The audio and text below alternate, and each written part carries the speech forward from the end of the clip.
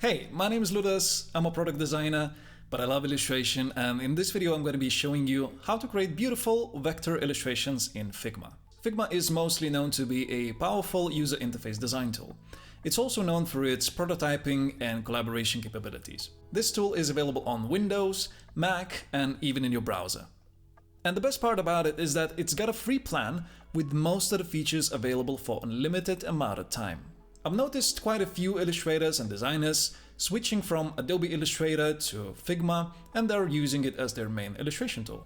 Here's a few examples of what you're able to achieve using this tool.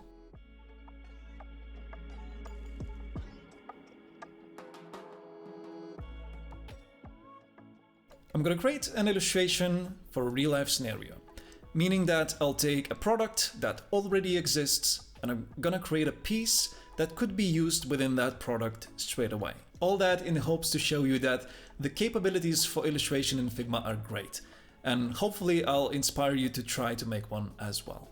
We'll use Spotify jobs page as an example. I love Spotify and their product, so I thought it would be an appropriate example. The new jobs page looks stunning. The typography, colors, and use of illustration work really great together. Let's focus on this section here. I would call this section what it's like to work at Spotify. Now, Spotify recently announced that for some positions, you can work from anywhere in the world. We'll add this section here and create an illustration to support the content. Here we are in Figma. I'm using Figma as an application, but you can obviously use it on your favorite browser if you want to. I opened it up, created a new project, and I'm currently looking at a blank canvas, which is always a scary place to be. Not to worry though, since I already have a couple of things prepared. To upload the images, we can simply drag them from a folder straight to the canvas. Let me explain what I have here. I've taken 3 screenshots from Spotify jobs page, just to have a reference of style and color. Looking at them, we can notice that they use a mix of geometric shapes, as well as some freehand stuff. They use a limited color palette, mostly blue, yellow and red, with a touch of white and black. Let's look at the sketches that I have made. If you remember from the beginning, the main message that we're trying to convey here is working from home. Now, since Spotify is an audio streaming provider, we're obviously focusing on the music too. I drew a little house with a window because I was thinking that it'd be nice to see an instrument peeking outside the window. I wrote down the list of instruments that came to mind, which you could play by holding in your hands. Because we can't exactly put half of the piano outside the window, right? After trying a few different compositions, I settled on the front of the house being the main attraction. There would also be a window with the person playing the guitar. We'd also add a few minor details, like bushes and smoke, to make the illustration feel cozier. To help me come up with the sketches, I used a really useful website called the Noun Project. You can simply put in whatever term you want to visualize, and it'll give you some ideas straight away to help you get started with the sketches. Let's get back to Figma and let's create a frame by pressing F on the keyboard and clicking once on the canvas. Figma gives you a 100 by 100 pixel frame by default. However, since we're making this illustration for a brand which already has a few of them going on their website, we can use a simple trick to learn the original size of the illustrations.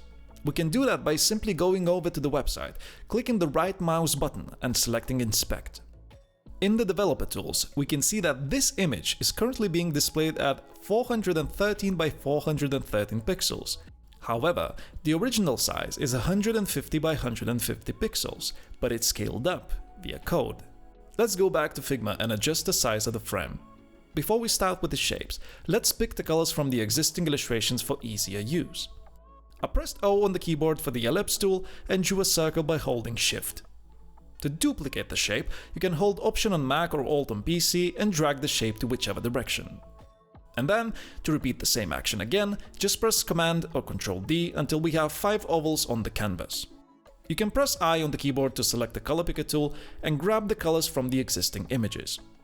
When you have multiple shapes selected, you can easily rearrange the order of them by dragging a circular shape that appears on top of the shapes.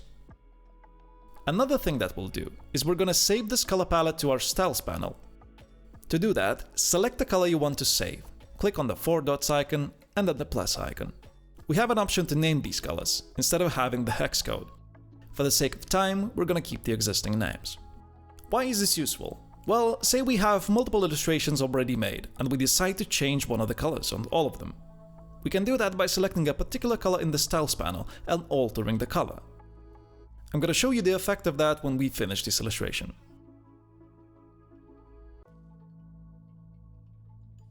Alright, next we're going to peek at our sketch one more time and start with the shapes. I pressed R for the rectangle tool and click once on the canvas to create a 100 by 100 pixel rectangle.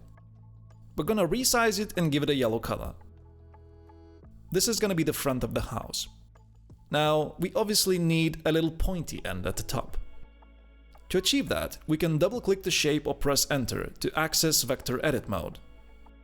We're gonna add an additional point right in the middle of the shape and press Shift and up arrow to move it up. Next, we're gonna duplicate the shape by holding Option or Alt and drag it to the left. This is gonna be the side of the house, and it's also going to give us a sense of depth and dimensionality. Now, we could move the shape down in the layer panel, but pressing Command and left bracket makes that job a lot faster. Let's connect these shapes by entering Vector Edit mode once again and move the point so that it connects to the front shape. Let's cut the blue shape in a way that it doesn't overlap the yellow shape. I copied the front of the house, grabbed the side and moved them so that you can see better. We're gonna use a Boolean function called subtract to remove the excess of the blue shape. What's cool about Figma is that Boolean functions are not destructive. You can adjust and move any of the shapes in case you want to change your mind. Let's add a little window in the middle of the front of the house. That's a square, of course. Let's add a small chimney on the top of the roof.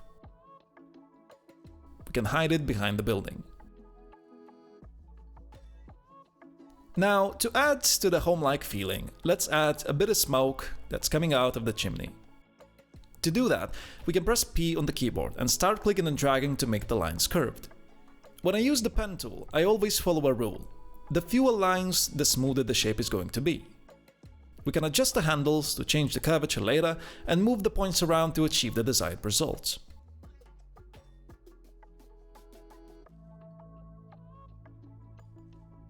I moved the smoke behind the building as well, once again, to give this illustration a bit more dimension.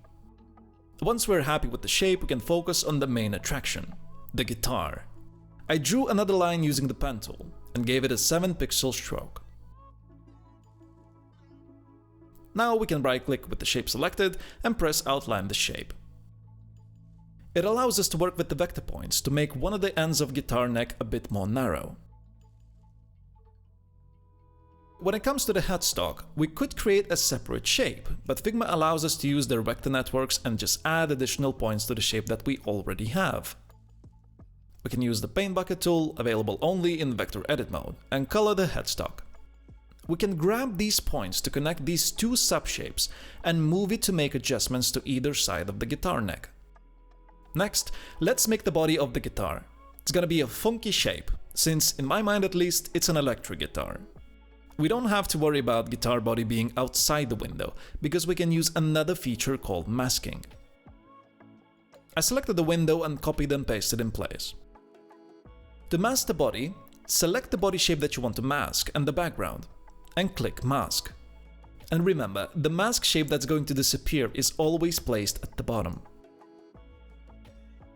I think we're missing a guitar player. We're not going to be able to fit all of them in this little window, so we're just going to draw a couple of hands. Once again, I used the pen tool to draw a sleeve and then added another shape for the hand.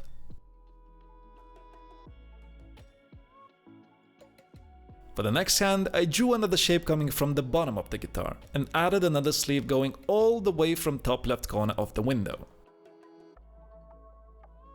I noticed that even though Spotify Jobs page illustrations mostly use big bold shapes and colors, they have a few smaller details. So why don't we add a few tuners to our guitar? To make those, I drew a small rectangle going horizontally, duplicated the shape and turned it vertically. Then I duplicated the tuner 2 more times. Now, what's interesting here is that whenever you have multiple shapes selected and they're the same distance from one another, you can grab this handle and adjust the spacing in between them really easily. I grouped these shapes by pressing Command or Ctrl-G, rotated them, and put them on top of the guitar headstock. Let's create a bit of greenery to place in front of the house. I created a few circles and a rectangle at the bottom.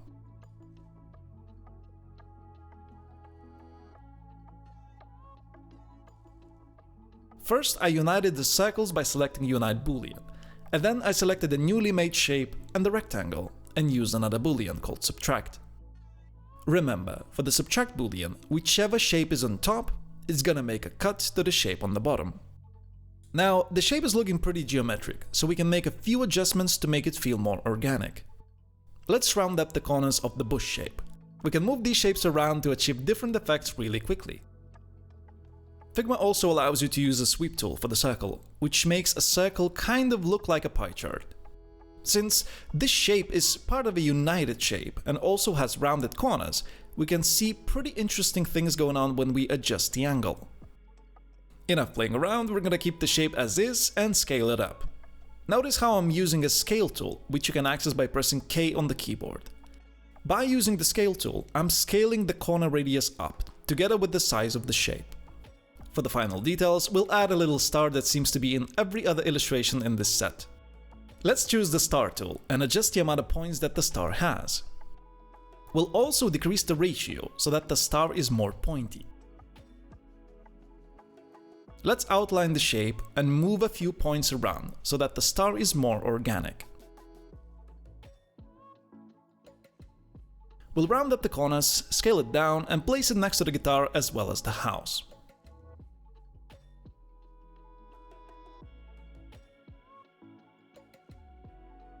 Finally, I added a small circle at the top of the guitar. These small details help to piece every part of the illustration together. I moved the window together with the guitar a little bit up to give it more breathing room.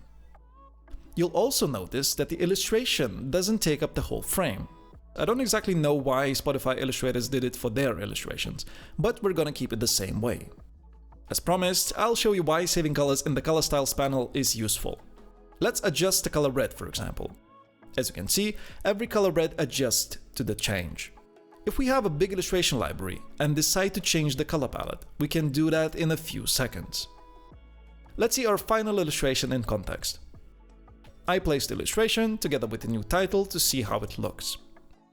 And I think it looks fantastic. I hope I inspired you to try Figma for your next vector project for yourself. I wanted to quickly mention that I have a Skillshare course called Illustrate in Figma, Create Your First Digital Illustration. In that course, I cover some of the same techniques that we use today, but in more detail, and with a lot more examples. If you don't have a Skillshare account, make sure to use the link in the description below to get the 2 weeks for free with no monetary commitments. Anyway, thank you for watching. If you want content similar to this, don't forget to subscribe, and I'll see you in the next video.